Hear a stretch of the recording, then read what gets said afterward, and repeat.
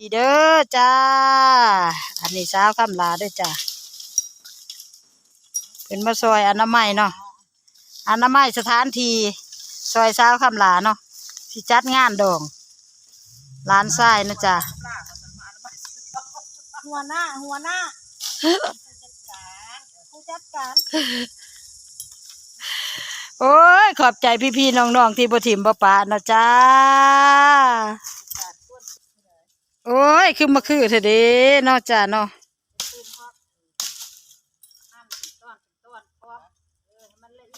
นั่นน่ะอันนั้นผู้ทำอันนี้ผู้คุมเด้อจ้าเด้อนี่คือที่ปรึกษาเด้อจ้าที่ปรึกษาเด้อจ้าเด้อปรึกษาเรื่องงานทุกงานที่เพิ่งได้จ้าเด้อจ้านี่อยากให้เบิ่งเบื้องหลังสาวคำลาเนาะคนที่อยู่เบื้องหลังคนที่เที่ยวซักพอร์ตอันสาวคำลาตลอดมาเนาะเบิ่งเอาเด้อจ้าสคนซักพอร์ตอันสาวคำลาเด้อจ้า